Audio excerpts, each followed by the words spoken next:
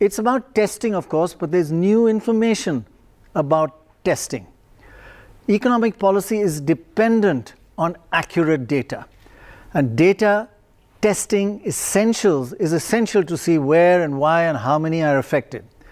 So let's see, testing is essential to see who, what, where, why, and how many are infected by the coronavirus. If you don't have that, you cannot have policy recommendation. Now look at this. If you have poor testing, you've got all these people who are healthy. Suddenly 2 of them get infected.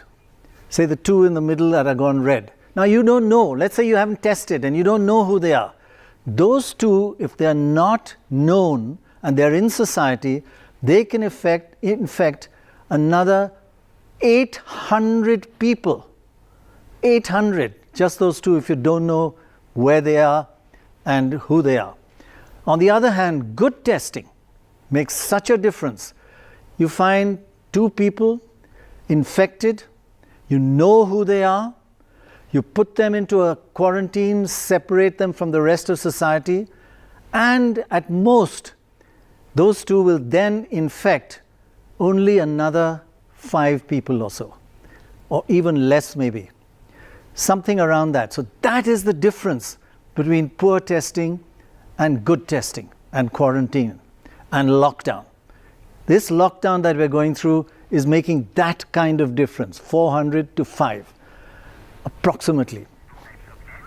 Now, it's important to realize as the everyday new developments are happening, and what's now important to understand, there are 2 types of tests for coronavirus, COVID-19. These 2 types of tests, again, what economic policy depends on, are for very different reasons. Number 1, the test for antibodies and the test for the virus itself. And they both have their own purposes, but at different times of an economic cycle. Let's see what a test for an antibody and the lovely new tests that have come out that take 20 minutes. You need a small pinprick blood sample for that. And then after you get that blood sample, it's a low-cost operation. You can almost do it at home, costs 800 rupees only, and it takes, as I said, 20 minutes. Testing for antibodies, very attractive. Testing directly for the virus itself, a little more complicated. Not very tough. You don't even need a blood sample. The first step, you just need a throat and nose swab, which can be done and should be done at your home if possible. And the new one that's come out called NAT, that's about 1800, which is relatively cheap compared to the existing testing mechanism called PCR. I won't go into what these all stand for.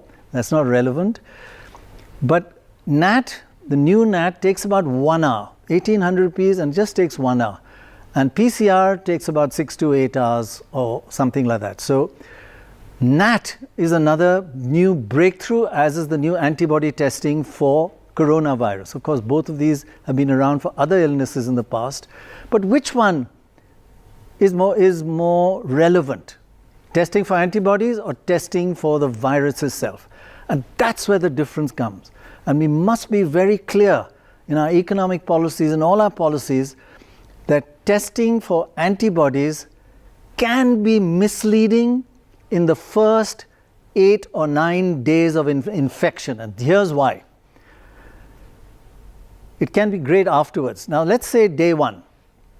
You have a coronavirus patient, and we'll go day 1, 2 to 3, day 4, 5, 6, 7, 8. Now, day 1, the person is infected. He or she has no symptoms. But from day 2 or 3, he can start infecting others. And he won't, even in day 4, he's infectious, but he may not even have symptoms. Symptoms start appearing in day 5 and 6. And day 7, he's still infectious, but no antibodies. The key point here is it takes 8 days from the first day of infection for your body to develop antibody. What are antibodies? They're things you create, beautiful body mechanism to fight viruses. But they take 8 days to actually develop and to appear. And so, On day 1, if you test with an antibody test, you'll see no antibodies. Day 2, no antibodies. Day 4, no antibodies. So you'll get false negatives.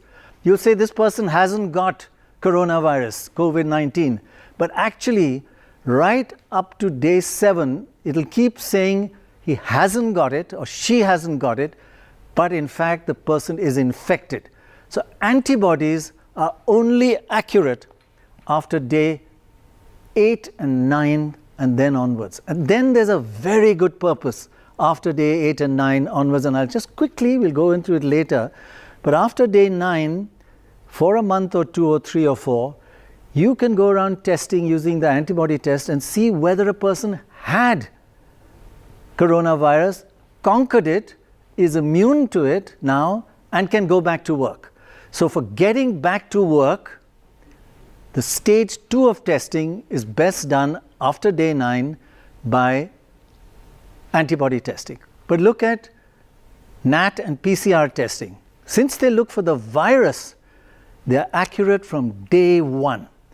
You will never miss out on a person who's got it, because you're not looking for antibodies and waiting for them to develop. You're looking for the virus straight.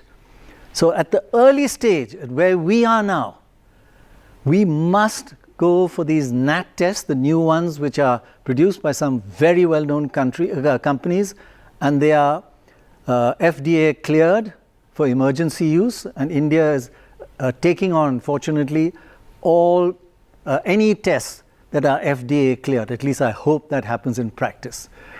So that's the key. So what are the